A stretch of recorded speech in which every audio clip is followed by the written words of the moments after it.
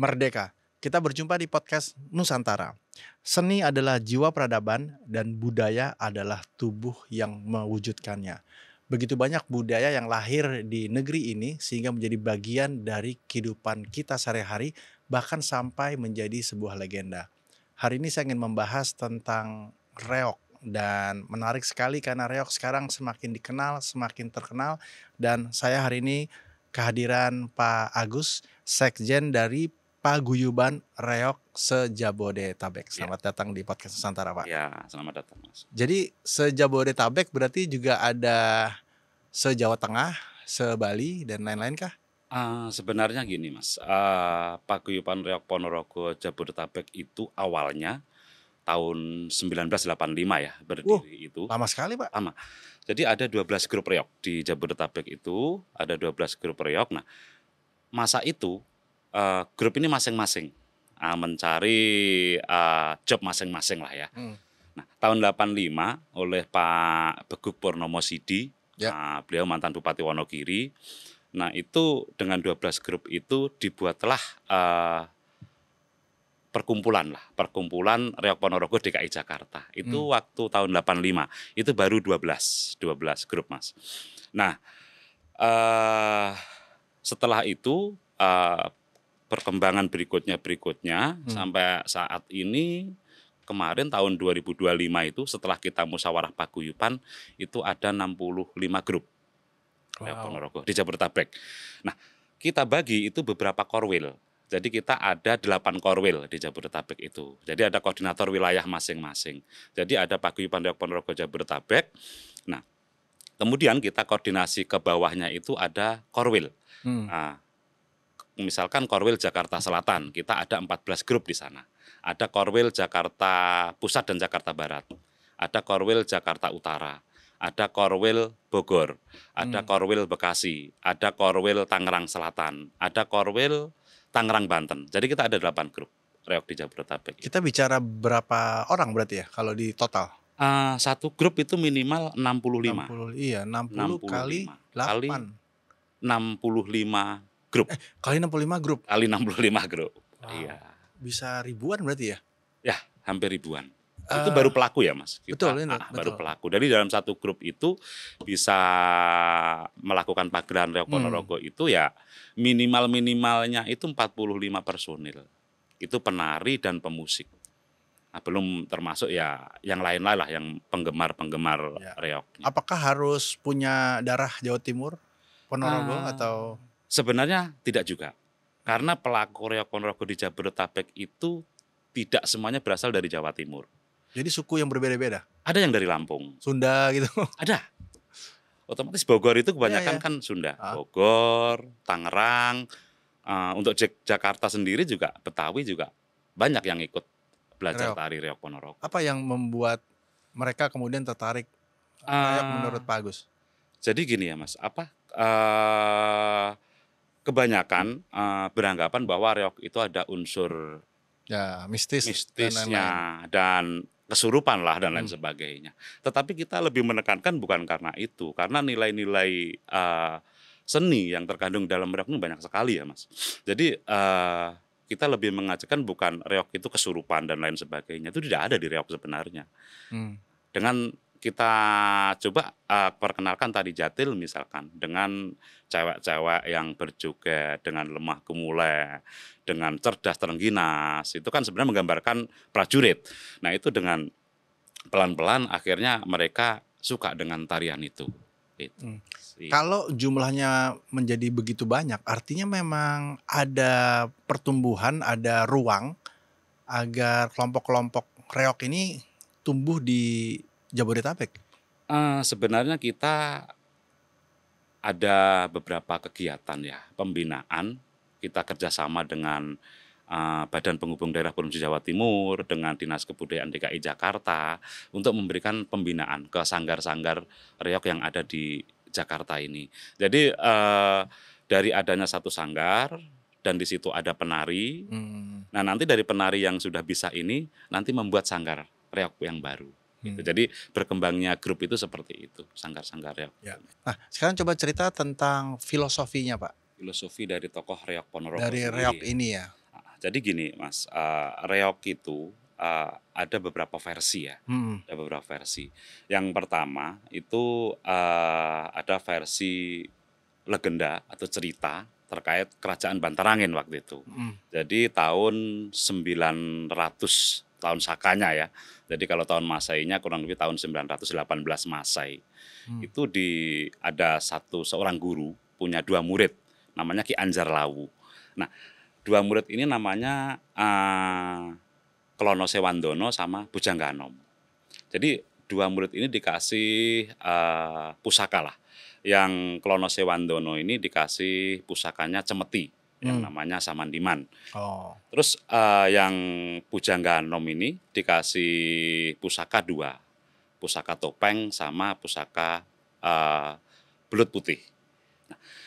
Waktu itu ada satu kerajaan di Daha Kediri, ada seorang putri namanya Putri Songgolangit, itu ingin dipinang sama Prabu Klono Sewandono ini. Tetapi punya, putri ini bersayembara lah, Mhm. punya keinginan. Nah, keinginan pertama apa? Yang pertama adalah dibuatkan gorong-gorong di bawah tanah.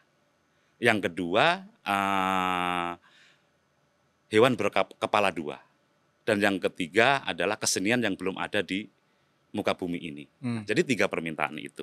Nah, 3 permintaan itu yang pertama adalah gorong-gorong tadi yang di bawah tanah itu bisa dilakukan dengan, ajian belut putih oleh si, Bujangganong tadi, Mas, Mmm.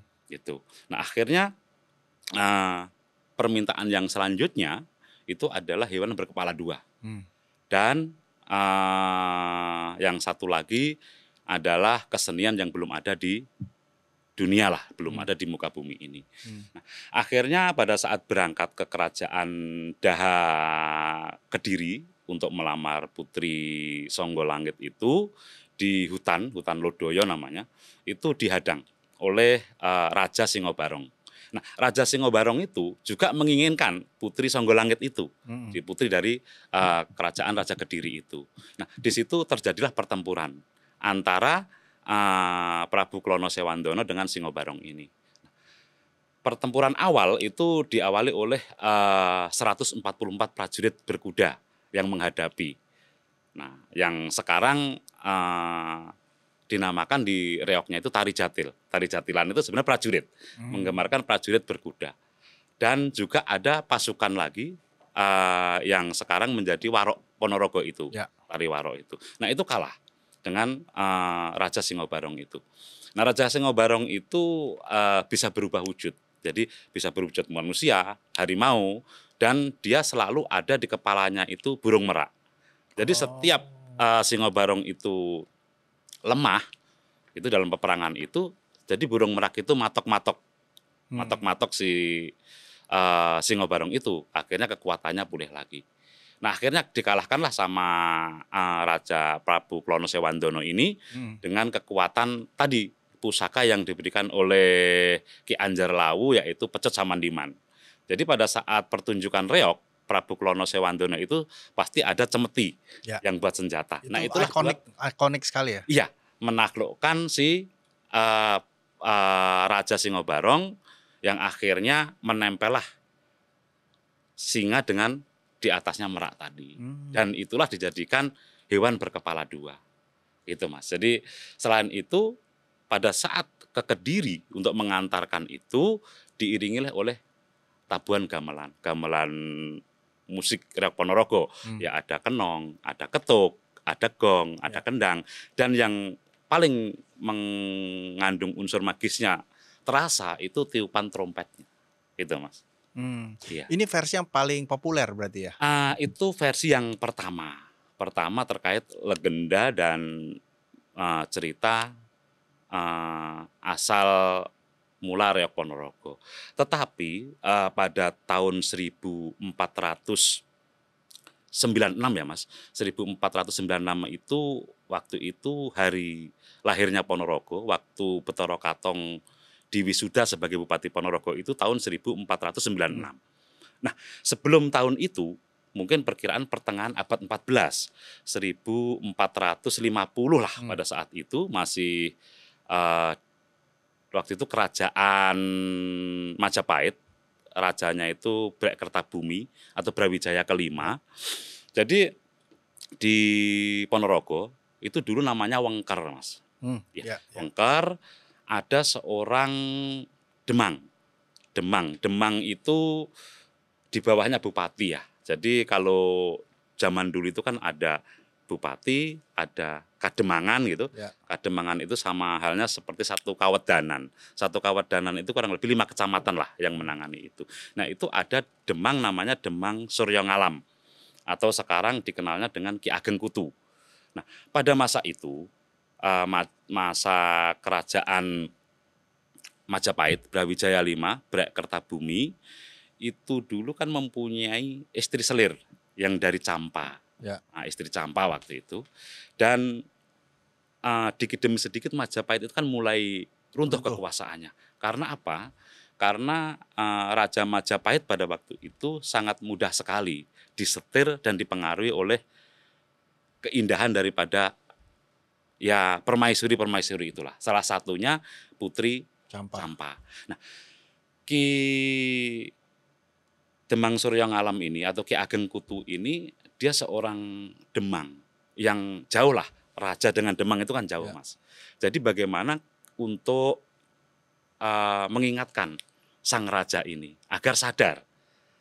Nah, karena pangkatnya itu jauh antara raja dan Demang tadi, nah Ki Ageng Kutu ini membuat sebuah sindiran ya dengan reog tadi. Jadi diibaratkan raja ini adalah singa atau harimau yang menjadi topeng itu, dan di atasnya adalah bulu merak. Bulu merak ini ibaratnya itu seperti keindahan daripada Putri Campa tadi. Jadi ini menyindir raja tadi, raja hutan yang begitu buas, yang ditakuti, tapi sangat mudah ditaklukkan oleh keindahan daripada merak atau Putri Campa tadi. Itu sebenarnya banyak sindiran. Pesan-pesan itu ya, pesan-pesan filsafat di dalamnya ya. Betul, itu adalah versi yang kedua, versi Suryo Ngalam itu. Jadi itu kurang lebih di pertengahan abad 14 ya, Mas. Jadi total ada berapa versi kalau setahu saya yang saya pahami sampai saat ini ada 2 versi. Versi yang legenda tadi kurang lebih tahun 900 Saka tadi, yang kerajaan Bantarangin dengan rajanya Prabu Klono Sewandono yang meminang Putri Kediri, Songgolangit dengan beberapa permintaan tadi. Dan yang versi kedua adalah versi dari Ki Ageng Kutu atau Suryo Ngalam. Ki Demang Suryo Ngalam ini adalah menyindir Raja Majapahit. Ini kita bicara tradisi udah lebih dari 500 tahun ya? Lebih, Mas, lebih 500 tahun. Bagus ya. Betul. Dan itu terus dilakonkan, dimainkan, ditarikan gitu ya. Diteruskan oleh keturunan-keturunan mereka. Tapi kenapa kemudian menjadi Ponorogo sebagai pusatnya? Ya karena memang dulu awalnya Ki Ageng Kutu ini menyindir itu kan di Wengker. Wengker itu ya sekarang Ponorogo itu. Gitu. Jadi menyindir Raja Brawijaya itu pada saat itu tahun 1450-an. Nah, itu berada dia menjadi Demang Kutu. Masih di Wengker yang sekarang menjadi Ponorogo, dan mungkin turun-temurun akhirnya itulah dilestarikan. Bisa dikatakan memang dilahirkan di sana ya. Betul, dilahirkan di Ponorogo, di Wengker waktu itu. Kenapa kemudian kemarin sempat heboh rame-rame, meskipun kemudian kita yang mendapatkan warisan budaya tak benda, betul. Tapi kemudian sempat rame-rame di Malaysia, itu sebenarnya apa yang terjadi? Ya, betul, Mas. Itu kebetulan kejadiannya itu kita ada aksi gelar keprihatinan budaya. Itu tanggal 29 November 2007. Itu saya ingat sekali karena saya juga waktu itu ikut aksi di Kedutaan Besar Malaysia. Nah, sebenarnya yang terjadi adalah mereka yang di Malaysia itu sebenarnya awalnya juga masyarakat dari Ponorogo yang bekerja di Malaysia dan menjadi warga negara Malaysia. Sebenarnya masih serumpun dengan kita dan membuat sebuah kesenian lah, namanya kalau di Malaysia itu barungan waktu itu kan gitu. Dan sempat ada tulisan waktu itu pemerintah Malaysia ingin mendaftarkan Barungan tersebut menjadi warisan budaya tak benda. Nah, itu yang akhirnya menimbulkan insan Polemik reog ya. di tanah air Ya. untuk menggelar aksi keprihatinan budaya di Kedutaan Besar Malaysia tahun 2027. Nah, setelah itu baru adalah pengakuan dari pemerintah itu, Mas. Ya. Jadi tahun 2013 kita baru diakui oleh Menteri Pendidikan dan Kebudayaan waktu itu, namanya Menteri Pendidikan dan Kebudayaan. Kalau sekarang kan Menteri Pendidikan dan Ristek ya. Kalau dulu Menteri Pendidikan Kebudayaan itu tahun 2013 kita baru ditetapkan sebagai warisan budaya tak benda oleh Menteri Pendidikan dan Kebudayaan Republik Indonesia. Itu tahun 2013. Ya. Nah, Kalau dari cerita tadi, dari dua versi cerita tadi ya, apa kemudian yang menjadi pesan moral yang sangat kuat sekali ya dari reog, dan mengapa kemudian banyak daerah sekarang di Indonesia yang melakukannya? Katakanlah kalau kita bicara wayang orang misalnya, dimulai dari Jogja mungkin, lalu kemudian berkembang nih ke berbagai daerah, tapi lakonnya kan banyak sekali ya kalau ya, wayang orang, kalau wayang yang orang kulit banyak ya. sekali. Betul. Sementara kalau reog ini sangat sangat identik dengan cerita lokal wisdom. Dengan cerita seperti tadi, Betul, Raja Prabu Klono betul. Sewandono yang berperang dengan Raja Ya. Singobarong Ya. dan mengalahkan. Itu yang Ya. sekarang ditampilkan oleh Reog Ponorogo. Ya. Nah, pesan moral tersendiri sebenarnya banyak sekali lah, Mas, dari tari-tarian itu. Sebenarnya contohnya ya, tari Pembarong. Pembarong itu kan sebenarnya berat ya, Mas ya. Minimal itu 45 kilo. Minimal itu. Minimal 45 kilo. Itu antara topeng barungan sama merak itu. Betul. Tapi yang berat bukan topeng barungan dan meraknya, tetapi yang berat adalah tiupan angin. Ya. Nah, tetapi bagaimana kita bisa menarikan topeng seberat itu dengan tangan kita dilepas. Betul. Lepas tangan dengan sambil menari kan gitu. Ya. Nah, itu kan perlu keseimbangan. Perlu teknik, keseimbangan. Keseimbangan baik itu olahraga Dan olah rasa. Nah, pesan moral di situ adalah salah satunya adalah bagaimana kita hidup itu bisa seimbang. Gitu. Jadi Ya. itulah sebenarnya diantaranya seperti itu. Pesan moral yang terkandung di masing-masing tarian itu. Ya. Nah, contoh tari jatil. Jatil itu terengginas, lincah, Ya. terampil, tetapi terkadang gemulai, ya kan? Karakternya kadang gemulai. Nah, itu juga menggambarkan pesannya adalah jiwa prajurit yang sangat patriot, cinta tanah air, dan sebenarnya itu sebenarnya pesan-pesan moral di tarian-tarian itu. Ya. Kalau Pembarong sendiri memang hanya laki-laki. Sebenarnya Pembarong itu awalnya, Mas, itu laki-laki. Tetapi sekarang sudah ada beberapa wanita atau perempuan yang sudah mulai latihan barong. Gitu. Ya. Kalau saya sendiri jujur kalau melihat reog, selain memang tadi saya mulai paham beberapa pesan-pesan moral, tapi juga aksi-aksinya karena sangat menarik sekali ya. Apalagi kalau mulai main pecut itu ya. Ya. Itu seperti apa latihannya? Setiap bagian. Sebenarnya gini, Mas, kalau reog itu dalam penampilannya biasanya yang dipertunjukkan adalah tari warok dulu. Ya. Nah, nanti tari warok sesenya kurang lebih hampir 10 menit. Ya. Nah, setelah itu tari jatil yang Ya. prajurit tadi. Nah, setelah itu sesenya juga kurang lebih hampir 8 menit lah durasinya ya kan. Nah, setelah itu baru tari Bujang Ganong. Bujang Ganong itu yang akrobatik tariannya dan lincah, yang tadi menggambarkan seorang patih yang terengginas tapi tetap setia dengan rajanya. Nah, itu durasi kurang lebih 5 menit, barulah di situ ada tarian reog Ponorogo atau barungan. Nah, barungan setelah itu baru tarian perang antara Prabu Klono Sewandono dengan barungan. Itu sebenarnya alur cerita daripada tarian reog Ponorogo itu, Mas. Ya. Mengapa kemudian banyak yang mengkaitkan dengan mistis? Nah, itu yang terkadang saya sendiri bingung ya, Mas. Memang pada zaman dulu, pada saat kita mau ada pementasan reog, itu dulu kan yang sering dilaksanakan itu untuk ada kegiatan syukuran dan lain sebagainya, itu memang diawali dengan ritual. Selalu. Dulu memang selalu ada ritual. Sebenarnya ritual itu bukan untuk mendatangkan kekuatan dan lain sebagainya. Kita lebih ke arah berdoa agar dalam pementasan ini nanti tidak terjadi apa-apa. Betul. Dan pementasan ini lancar gitu. Tapi ya itulah mungkin dengan ritual tadi akhirnya dihubungkan dengan wah reog itu ada unsur mistiknya dan lain sebagainya. Mungkin gitu kali Mas. Ya, semburan api dan lain-lain gitu ya. Itu lebih sebenarnya kalau di reog nggak ada, itu cuman atraksi-atraksi tambahan.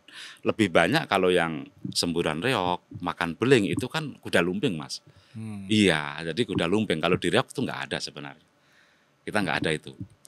Kembali terkait kreativitas tadi ya, meskipun kemudian ada penggunaan api dan lain-lain, tapi sejauh mana sebenarnya kreativitas di reog itu diperbolehkan? Kita tahu kalau wayang orang kadang-kadang ada efek-efek, ada asap, ada teknik-teknik tertentu, bahkan menggunakan pendekatan musik-musik yang lebih modern ya. Sejauh mana batasan itu untuk reog? Ya, baik Mas. Jadi gini, memang dalam era sekarang ya, globalisasi dengan adanya budaya-budaya asing yang masuk ke Indonesia ya, itu kan tentu akan mempengaruhi seni budaya kita.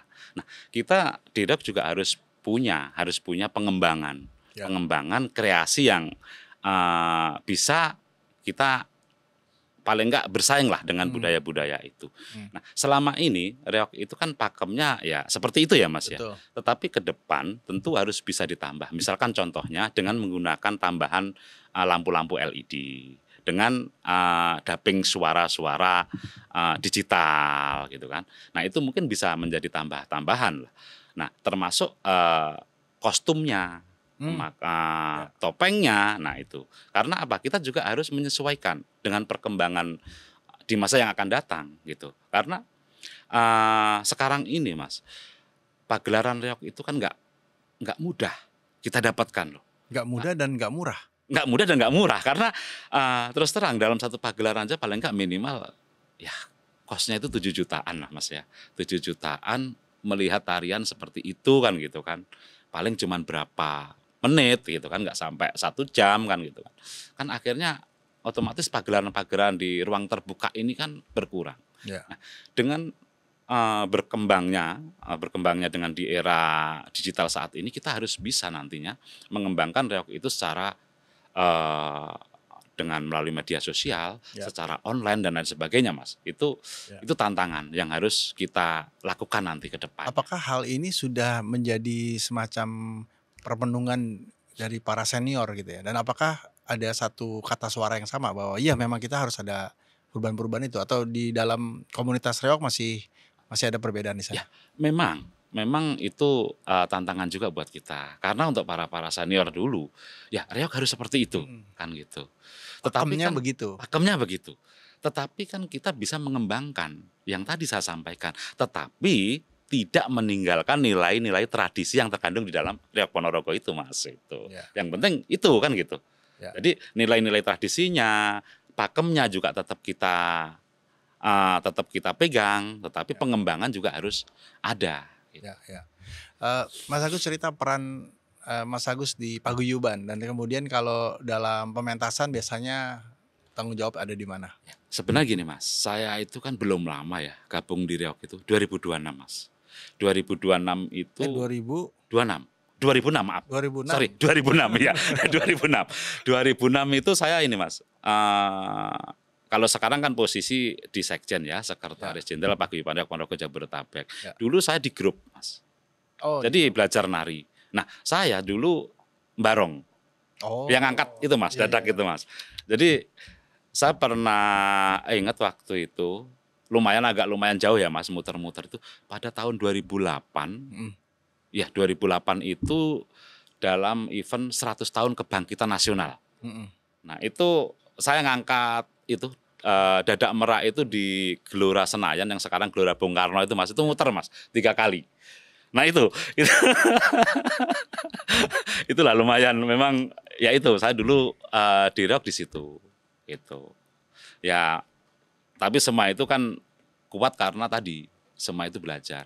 Itu enggak ada lah pakai kekuatan apalah bantuan dan semua nggak ada. Itu murni teknik. Yang penting kita belajar pasti akan bisa. Ya. Itu Mas. Dari sekian puluh kelompok ini seberapa luas atau seberapa banyak perbedaan antara usia senior dan junior? Sebenarnya di Riok ini usianya rata-rata ya Mas, terpaut. Kalau untuk penari jatil itu biasanya sampai usia kuliah. Tapi kalau udah selesai kuliah biasanya udah malu lagi untuk nari, udah nggak mau Mas. Gitu. Jadi itulah. Cuma 25 tahun. Nah 25 tahun. Maksimal itu 25 tahun, 26 tahun tari jatil itu. Sama begitu juga tari warok sama. Itu. Tari warok juga? Iya. Jadi kalau udah usia 26, 27 untuk nari itu udah susah. Kita harus regenerasi lagi.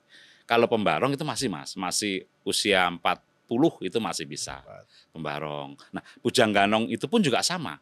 Karena mereka kan perlu olah keterampilan, ya kan?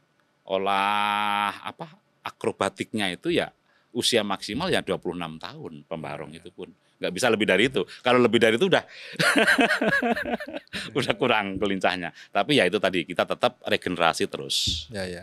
Saya juga pernah baca artikel atau cerita legenda Warok Singo Kobra ya kalau nggak salah ya. Suromenggolo ya Mas. Oh, oke. Waktu itu ya.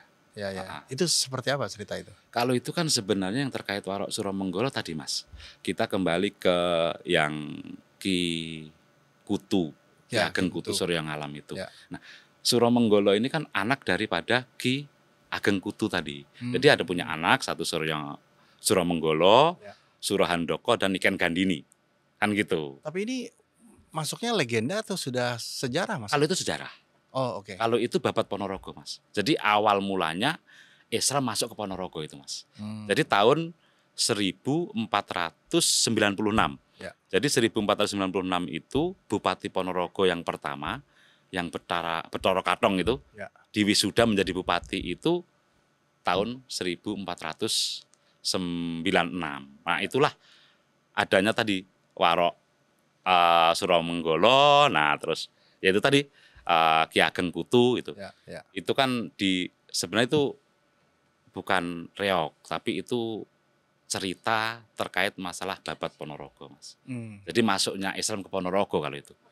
Jadi dulu ada penyebaran agama Islam dari Demak, adiknya Raden Patah. Nah itu namanya Joko Piturun. Itu menyebarkan Islam ke Ponorogo. Nah di Ponorogo itu ada tokoh Ponorogo, Hindu Buddha waktu itu, ya Ki Ageng Kutu tadi. Yang menghalangi penyebaran Islam di Ponorogo oleh si Joko Piturun yang dari Demak ini tadi. Nah di situ terjadi peperangan, disitulah ada Warok Suromenggolo, ada Warok Surohandoko. Nah itulah yang membantu Ki Ageng Kutu dengan penyebar agama Islam dari Demak tadi. Nah akhirnya dikalahkan dan Islam menyebar di Ponorogo. Tahun 1496 Joko Piturun itu winisuda menjadi Bupati Ponorogo yang pertama. Dan disitulah salah satu dari pengawal si Betoro Katong ini namanya Ki Ageng Mirah untuk menyebarkan agama Islam di Ponorogo ini karena pengaruh Hindu Buddha itu sangat kental waktu itu Mas. Jadi tetap menggunakan reog. Tapi di Paruh Merak itu dikasih tasbih waktu itu. Gitu. Jadi itu agar menarik masyarakat waktu itu mau masuk ke agama Islam. Ini bagian dari peran budaya ya. Iya, peran budaya dalam menyebarkan agama. Betul. Tadi sempat cerita juga soal UNESCO warisan budaya tak benda. Ya. Itu setelah isu di Malaysia itu berarti ya? Sebenarnya gini Mas, waktu 2007 yang diklaim, katanya diklaim oleh Malaysia, tapi waktu itu Tuan Datuk Zainal Abidin kan sudah menjelaskan bahwa kita tidak mengakui reog itu dari Malaysia. 2013 ini baru mendapatkan pengakuan dari pemerintah Republik Indonesia sebagai warisan budaya tak benda. Warisan budaya tak benda yang diakui oleh Kementerian Pendidikan dan Kebudayaan Republik Indonesia. Nah, setelah itu 2014 dan seterusnya kita berjuang Mas. Kita berjuang bagaimana reog ini bisa menjadi warisan budaya tak benda oleh UNESCO. Ya. Nah, itu memang prosesnya juga lumayan, Mas. Nggak cuma sekali 2 kali kita waktu itu. Sering, udah berapa kali Itu Mas Agus terlibat tuh berarti? ikut. Termasuk kemarin waktu penyusunan dossier ke Betul. UNESCO itu, saya ingat sekali tahun 2020 ya Mas, mulai itu 2020, 2021 itu penyusunan dossier untuk ke UNESCO itu melibatkan kita. Iya, iya. Karena waktu itu dari tim pengusul warisan budaya tak benda Kementerian Kebudayaan melalui timnya juga beberapa asesor itu juga mengadakan kunjungan langsung Betul. ke grup reok yang ada di Jakarta. Karena usulan itu kan sebagai warisan budaya tak benda kategorinya yang harus diselamatkan, terancam punah yang harus diselamatkan atau urgent safeguarding list ya Mas waktu itu. Ya. Nah, itu kita juga sempat aksi juga Mas. Karena waktu itu kita mendorong reok untuk diusulkan sebagai warisan budaya tak benda. Nah, tetapi pemerintah waktu itu mengusulkan sehat jamu dulu. Gitu. Nah, akhirnya sehat jamu itu Ini tahun 2022. 2022 dossier itu kita udah susun, kita udah. Jadi ini baru berarti? Baru Mas. Reok ini baru. Untuk 2024 untuk 24. UNESCO-nya. Iya. Jadi tahun lalu berarti ya? 2024 tanggal 3 Desember. 3 Desember 2024. Itu keputusan reok menjadi warisan budaya tak benda di Paraguay itu. 10 tahun setelah ditentukan versi Indonesia baru diterima di UNESCO. Tapi itu perjalanannya nggak mudah. Nggak sekali 2 kali Mas. Karena memang sempat waktu itu reok ini salah satu kesenian yang ada larangan di situ. Karena adanya kulit harimau dan bulu merak tadi. Jadi hewan yang dilindungi waktu itu. Tetapi akhirnya kita nggak ada Mas menggunakan kulit harimau sekarang ini. Kita gunakan tuh kulit sapi. Cuman dicorak harimau. Dan meraknya pun juga sudah ada merak sintetis itu Mas. Yang digunakan untuk itu. Nah, akhirnya dari situlah akhirnya reok bisa ditetapkan sebagai warisan budaya tak benda. Diinskrip lah ya oleh UNESCO, diinskrip. Tetapi waktu itu harusnya kita 2023 pengennya. Tapi karena adanya pandemi Covid, jadi pemerintah itu lebih dulu mengusulkan sehat jamu menjadi warisan budaya tak benda. 2023 sehat jamu ditetapkan sebagai warisan budaya tak benda, tanggal 3 Desember 2024 reok Ponorogo baru. Karena jumlah yang didaftarkan itu ribuan dari pemerintah kita. Jadi memang setiap tahun hanya boleh 1 gitu kan. Setiap tahun kalau nggak salah 4 ya Mas. Yang kalau nggak salah yang terlibat dengan negara lain ya diajukan bersama bisa. Bisa, betul. Iya. Dengan negara lain. Jadi satu kesenian yang diajarkan oleh beberapa negara lain. Apa makna bagi komunitas reok ketika pengakuan dari UNESCO itu diberikan? Ya, sebenarnya bagi kami bangga ya Mas, karena yang selama ini kita sampaikan kepada pemerintah untuk didaftarkan ke UNESCO dan lain sebagainya, akhirnya sudah diakuin gitu kan. Nah, kalau masyarakat reok sendiri, insan reok ini kan taunya kalau udah menjadi warisan budaya tak benda nggak akan didaftarkan oleh negara lain kan gitu Mas. Itu kan teman-teman reok ini lebih berpikirnya ke sana kan gitu. Udah kalau kita udah diakuin oleh UNESCO, Malaysia udah nggak bisa mendaftarkan lagi kan gitu. Jadi ini milik kita. Tetapi dengan sudah diinskrip oleh UNESCO bagi kita ya Mas, terutama saya yang ngurusin manajemen organisasi paguyuban reok Ponorogo Jabodetabek ini sebenarnya tantangan Mas. Tantangan apa? Kita kan harus selalu menjaga dan melestarikan kesenian ini. Keberadaannya harus ada. Dan itu kan tugas berat sebenarnya. Gitu.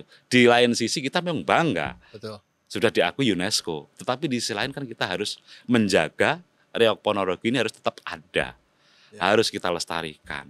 Kita pertahankan. Nah, ini bagaimana solusi untuk tetap lestari, bertahan dan berkembang dan ada reok Ponorogo jangan sampai punah kan gitu. Nah, itu kan harus melibatkan stakeholder, terutama masyarakat itu sendiri harus aktif dan juga tentunya peran pemerintah dalam memberikan pembinaan. Apa rencana-rencana yang sudah ada di kepala ya? Katakanlah hari ini kita melihat gamelan dimainkan oleh orang-orang barat di kampus di luar negeri sana gitu kan.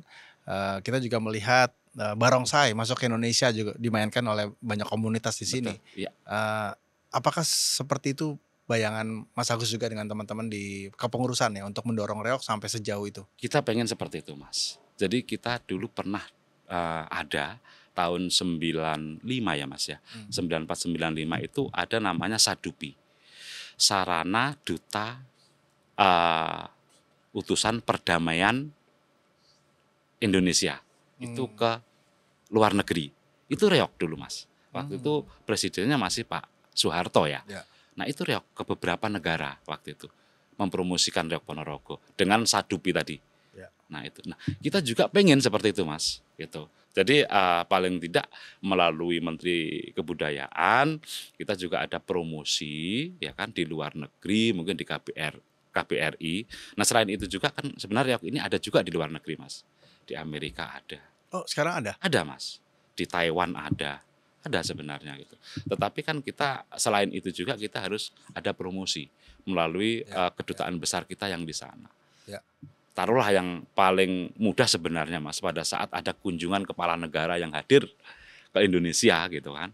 Pada saat mungkin tiba di Bandara Halim Perdana Kusuma, kita sambut dengan reog. Kenapa? Karena kan udah diakui UNESCO. Ya, betul. Gitu loh. Betul. Dan itu jadi bagian dari identitas kita. Identitas, betul, itu, Mas. Dan selanjutnya juga paling tidak di tempat wisata-wisata, baik itu lokal maupun wisata-wisata dari mancanegara, itu kita tampilkan kesenian-kesenian itu, Mas. Ya.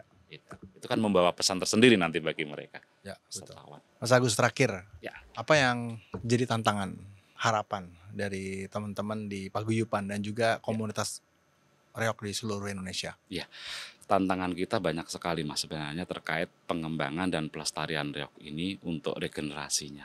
Generasi-generasi muda yang sekarang ini. Nah, sebenarnya bagaimana sih agar generasi muda ini tertarik dengan reog Ponorogo tadi? Paling tidak itu diawali dari pemerintah Ponorogo. Sekarang sudah ada ekstrakurikuler yang masuk di sekolahan, itu di Ponorogo. Ya, paling tidak Jawa Timur itu harus seperti itu. Gitu. Nah, bahkan mungkin secara nasional pun paling tidak satu provinsi kita masukkanlah di salah satu sekolah seni di situ ya, jurusan kan ada sekolah kejuruan seni, SMK seni, kita masukkan di situ. Nah, harus seperti itu, Mas. Kalau enggak seperti itu nanti ya memang akan agak susah mencari generasi muda ini. Terlebih yang paling utama adalah peran daripada stakeholder juga, baik itu swasta maupun pemerintah terutama, apalagi sekarang sudah dipisahkan nih fokus, Mas, Menteri Kebudayaan sendiri ya kan. Nah, itulah bagaimana memberikan pembinaan kepada seni-seni, bukan hanya reog, tetapi paling tidak yang sudah menjadi warisan budaya tak benda oleh UNESCO ini lebih dibina, lebih diutamakan lah. Tapi yang lain juga tetap harus, karena ini kan salah satu kasanah budaya bangsa seni ini, Mas. Gitu. Ya, senang sekali kalau tadi mendengar kemudian sudah menjadi salah satu bagian dari kegiatan sekolah ya, khususnya di Ponorogo. Apalagi kalau nanti berkembang di Jawa Timur. Saya yakin kesenian reog ini menjadi salah satu kesenian yang pasti akan dijaga dan dikawal, khususnya oleh komunitas Jawa Timur dan akhirnya berkembang ke berbagai daerah. Harapannya begitu. Indonesia. Iya, jadi ya bagaimanapun tetap harus reog ini dilestarikan, dikembangkan, dijaga karena sudah diakui UNESCO, dan tentunya ya tugas kita tentu harus tadi tetap harus jangan sampai nilai-nilai yang terkandung, nilai tradisi yang terkandung di reog ini ditinggalkan. Terima kasih banyak, Mas Agus. Oke, Mas. Demikian diskusi kita yang sangat menarik tentang reog, dan tentu saja ini memberikan tantangan buat kita juga masyarakat pemerhati kesenian agar kemudian berpartisipasi bagaimana terus menghidupkan dan menjaga asa harapan dari kesenian ini. Sampai kita berjumpa di episode berikutnya. Anda bisa menyaksikan tayangan ulang kami di YouTube channel dengan nama Podcast Nusantara, dan jangan lupa unduh dan saksikan tayangan-tayangan inspiratif lainnya hanya di Daai Plus. Podcast Nusantara, hidupkan cinta Indonesia.